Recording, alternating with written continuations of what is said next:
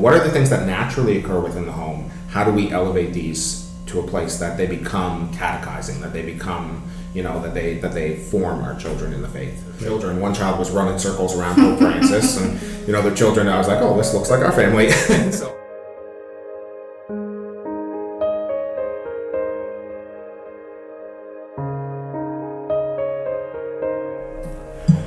Hello folks, welcome to another edition of Spillin the Tea. I'm very happy to introduce you to Melissa and Ronnie Lunn. You'll know Ronnie as our coordinator of evangelization and engagement here, and Melissa works down at the Archdiocese in the business planning office. Is that the formal title of business office? The business office, yeah. So we're very thankful to have both of them here. The reason why I invited them to come here is early in the summer, the Archdiocese flew them, along with another couple from the diocese, to the World Meeting of Families in Rome. And so before I asked them questions about that meeting and what they learned, I want to first ask them a personal question. Tell us about yourselves. Tell us about yourselves, your family, and yeah. Sure. So we have 4 kids, and Clara, Owen, Callum, and Fiona, and they keep us busy on the regular. Yeah. How old are they? That's an easy question. Sure. 5, 6, 10, and 11. That's good. Family life is busy, isn't it? Yeah. Yeah. Raising a family, working full time. Yeah, I realized, particularly before I was working here at the parish, and I was teaching at a school over in Dartmouth for kids with learning disabilities. And the idea of getting home at 5 o'clock and getting the kids fed and then cleaning up the supper dishes and then getting all the baths and homeworks and lunches prepared and everything that needs to be done when you have kids, it didn't afford me any time to do anything else in the evenings, or if it was a crunch. And then when I was leaving the house, or Melissa was leaving the house, you're putting on the other parent who's there. So even with both of us there in the evening, it fills up a lot of time. You don't have much time for anything else. Exactly. I'm reminded of my grandmother, who once said to me, I don't think she was joking. She raised 8 kids. And she said, sometimes when I sat down at the dinner table, I couldn't remember if I'd eaten. So in the midst of all of this busy world and the busy routine of raising a family, you folks carved out some time, gratefully, joyfully, sponsored by the Archdiocese, to go over to represent families from this diocese at a World Meeting of Families. It was actually the diocese paid for the other couple, and we went on the CCCB's dime. Yeah. Okay. Yeah, so it's national. We were national representatives. Gotcha. Yeah, in Canada they were allowed to have a certain amount of people, because you were only 2,000 people were allowed to go. Yeah. Because of COVID restrictions. Right. So they limited how many people would come. So that's why the bishop had to choose who was going. Right. Yeah. I think we were the only sort of eastern, like Atlantic region people. Yeah, in the Maritimes. I don't think there was anybody else in the Maritimes except the 4 of us. Mm-hmm. Yeah. Yeah, and so that first night, that's an evening, was really just testimonies with Pope Francis there on stage. It was all in the Pope's audience chamber. And so there's the Pope on stage, and there were 4 different families that gave testimonies. And the very first family that started, and much of it's translated, right? You're listening to a translator. But as we're listening, they're up there with their children. One child was running circles around Pope Francis, and their children, I was like, oh, this looks like our family. And so, but they were discussing how they wanted to have their children baptized, and they were nervous about coming into the church, because as you're listening to it, you realize that they're not married. And they were talking about their fear of coming into the church as an unmarried couple who had a faith background but hadn't attended church in a while, coming in with their children, that they would be, fingers pointed at them, or, told that they weren't living their life right or something like that. And then they said there was this small group of people, this small community that rallied around us, welcomed us in. They were in the process of going through the marriage process with all of their children. All their children were baptized. And then another couple was, I believe, from the Congo, and they talked about the woman was sharing with her husband right there about his mismanagement of their money, that they were basically bankrupt for all intents and purposes, and then he had also had an affair, and she had left him and the children, and she was convinced that they were going to get divorced. That was her decision, until she said that it was a small community from within her church that rallied around them and said, we're going to journey with you and support you in this brokenness, no matter what the outcome. We're here with you. We're not abandoning you to this. And so there was a couple from the United States, and they were the second day. They were the opening of the main day. Yeah, and the main day. And they were really, really interesting because they... Peyton Family Institute. That's what it was. The name of their organization. And they were explaining how the domestic church was and what it was, and... in terms that we had never heard before, really. Yeah, and to even understand what the domestic church is, and how they shared about their life and all the struggles they had gone through, and that was the majority of the testimony. So let's just work that, because this is a term that people might not be familiar. So what is the domestic church? What are the things that naturally occur within the home? How do we elevate these to a place that they become catechizing, that they become, that they form our children in the faith? Right. It's easy when you're stressed out and you're busy to just resort to, you have to do it because I said that you have to do it. Yeah. Right? It's a change of mind, really, a frame of mind that you're... Yeah. And I find a lot of the time, when you do start out that way, with that in your head, okay, I'm gonna speak to this person the right way, it leaves space for the Holy Spirit to come and participate in the conversation, as opposed to if you're just snapping the person right away, there's no more space left. There's no place for them to calm you, for you to become more patient. If you automatically just go, okay, I've told you 5 times. Yeah.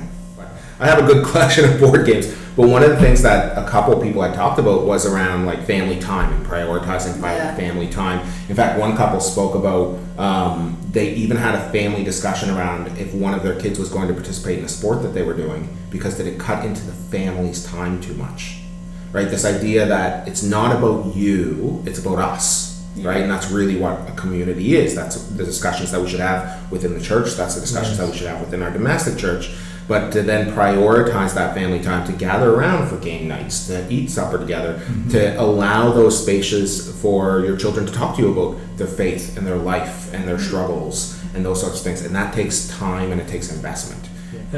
Just out of curiosity, did they talk about any intergenerational components to this? Oh yeah, there was a big whole afternoon presentation, about the dynamic, what is it called? The population of the world is changing, and in 2040 there'll be 20% of the world will be over the age of 65. So there'll be more people in the world over the age of 65 than people under 5 years old, and that'll be the first time in human history that's ever happened. The oldest the world has ever been. Yeah. So the world, when we say, a lot of people say, the future is the youth, which in part you're right, but at the same time you're not, because people are living longer and they're going to be around longer, and the world is getting older. It's almost a population crisis. Yeah. Pope Francis just did a catechetical series on aging. Yeah, it's really important to ask. And I know, as a priest in this parish where we've got 5 seniors homes in the parish, there's a lot of demand there. I'm very thankful that people are stepping up to help with that important pastoral role.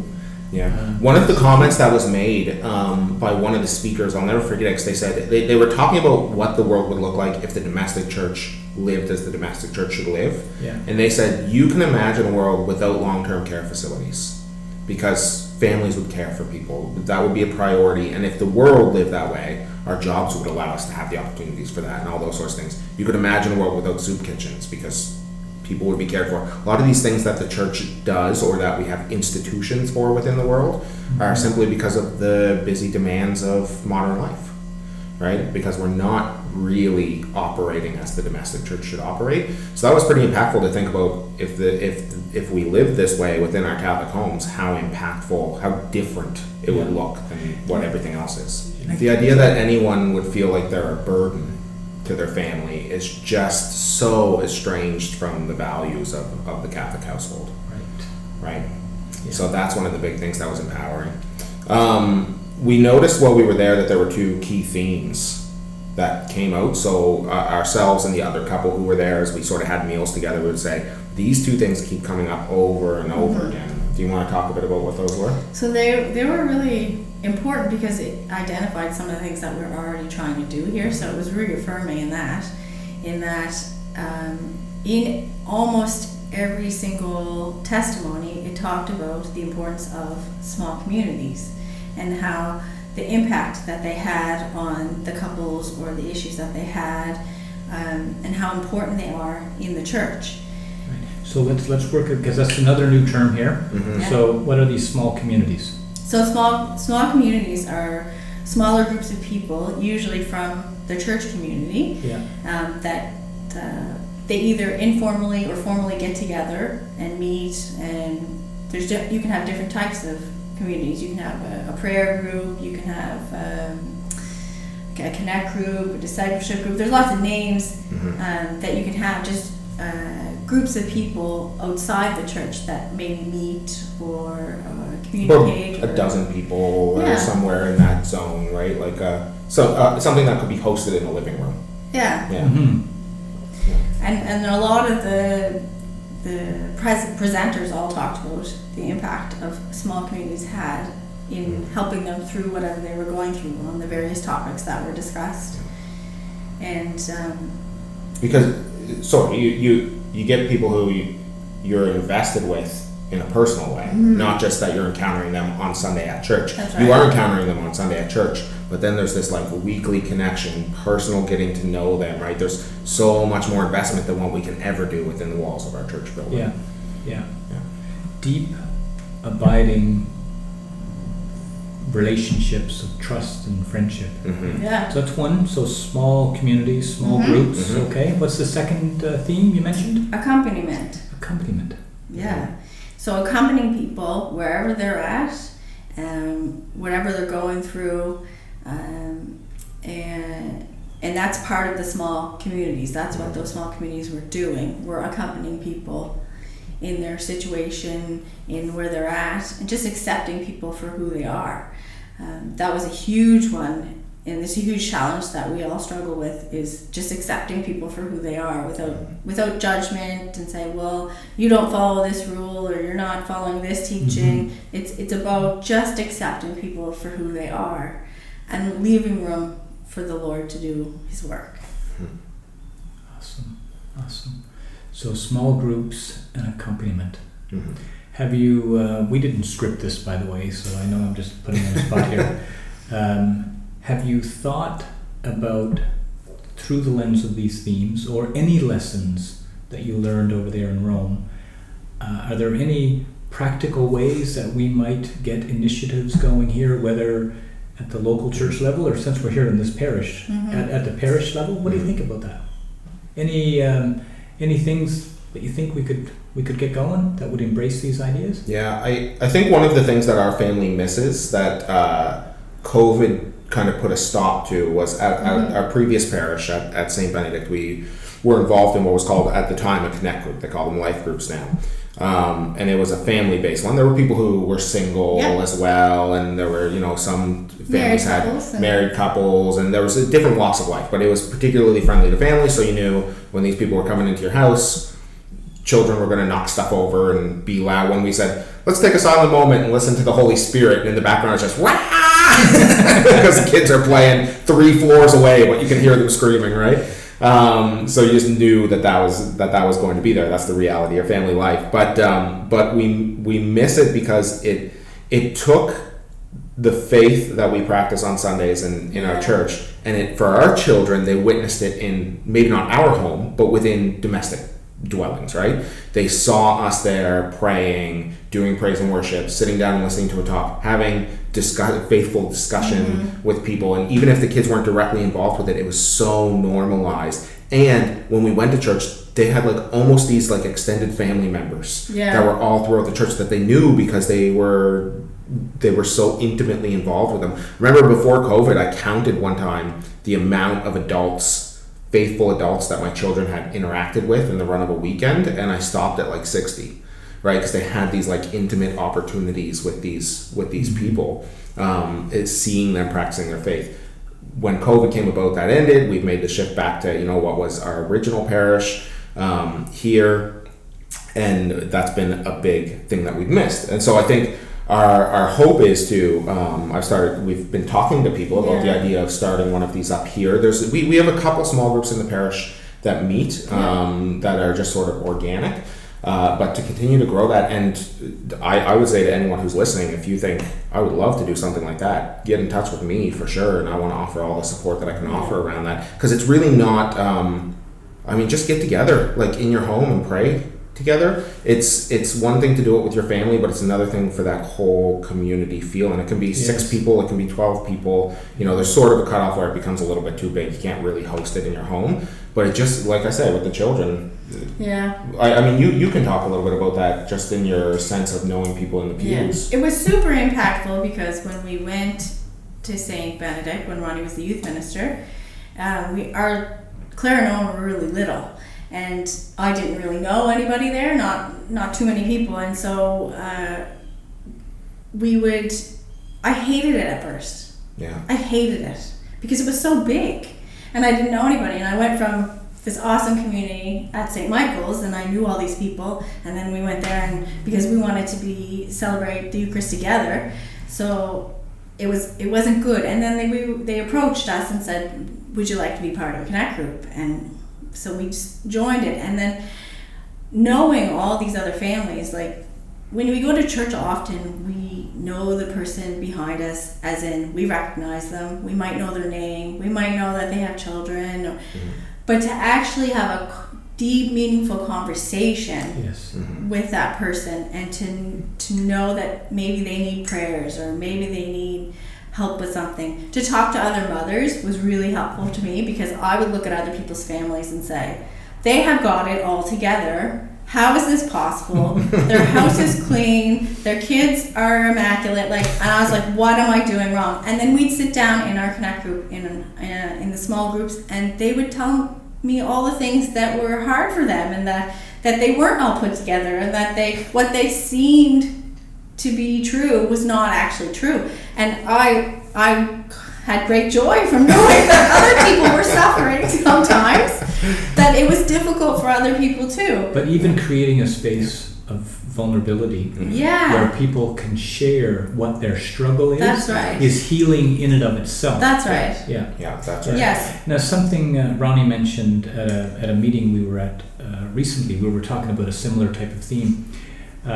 When one of your children was born, you talked about how either the Connect group or a ministry in that parish brought food over. Yeah. And it means a lot. You've got 2 small kids and now a brand new infant in the house, and having some meal support for days, weeks afterwards was very, very helpful for you. It was a ministry that to my knowledge still exists at St. Benedict, which is it's a group of people who get together and cook food for someone who's had a child. The food arrived while Melissa was still in the hospital, and our fridge was just like stocked with Tupperware containers of stuff that could just be heated up in the microwave. And for about a week or more, we had no worries of Melissa coming home being tired, having just delivered, having a newborn baby, and you're awake all night. We didn't have to prepare any meals for at least a minimum of a week. And so when it came back around to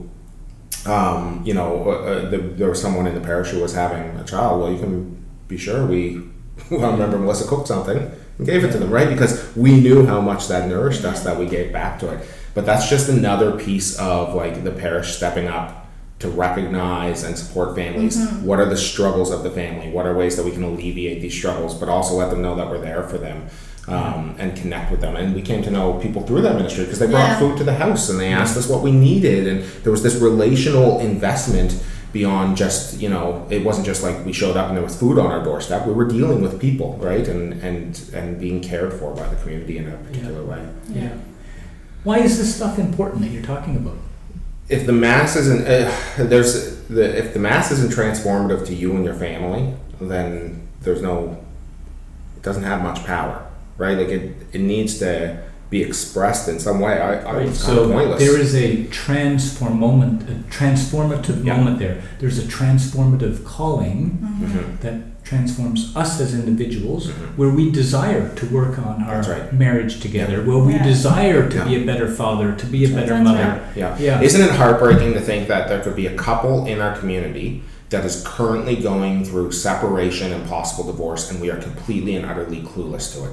It has a massive and profound impact on our community, and we are completely unaware because they're not really known or cared for. And it can be perceived as a lack of efficacy of the Blessed Sacrament. Yeah. When the Blessed Sacrament is a transformative calling for us to be present to them in their pain. Yeah, that's right. Is that fair to say? It is, absolutely. Yeah, absolutely. Yeah, that's why we should want to step up and that's where, the whole thing of the accompaniment comes from. We need to be invested in people and know where they're at. I can't, and like Melissa said, we can't, like, the person behind you, their name, maybe what they do for a job and their kids, but you don't really know them. And some people, you can go to church your whole life for decades and decades and decades and not really know the people who are around you in that deep of a way to ever be able to effectively care for them. There's a lot of people who live alone in our parish who don't have anything that resembles a domestic church.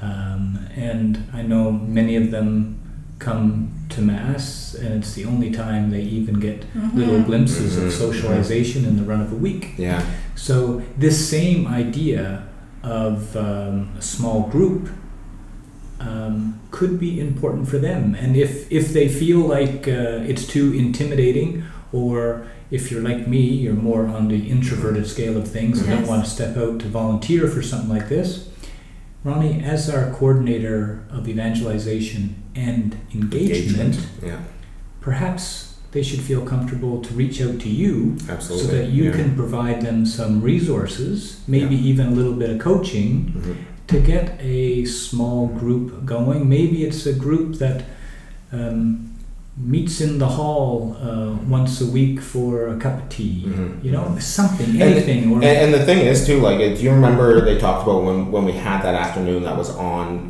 elderly and the aging population? One of the things that they talked about was like invite those people into your domestic church. Yeah. They focused on that quite a bit actually. Is that we're not just segregating married couples and people with children and people with children and old people with older people. It's the wisdom and the knowledge and that comes from people who are divorced, from people who are single parents, and people who children have left home, people who are by themselves. That it's important that we get everyone together in a mixed capacity, because we have so much to share and so much to know from each other. One of the things that was really affirming about going was that everybody in the world is struggling with the same thing. Yeah. Whether it's like here or the Congo or Japan or Colombia or wherever it is, we're all, like, shockingly, even if it's a country where the faith is growing, if it's a country where the faith is diminishing, everyone is struggling with the same things, and nobody has it figured out on a systematic scale except for these individual parishes who have these small communities. We're saying it almost sounds like a silver bullet in a way, because it lets us know when someone's sick, it lets us know when someone's lonely, it lets us know when someone has a child or when they need support or when their marriage is failing. It lets us be aware of so many problems that we can then speak into a minister that without that is gone, that across the board people are struggling with how to reach out to single parents, to divorced and separated, to widowed, to aging people, to what about when your children identify as LGBTQ or you have friends who are LGBTQ, or how do we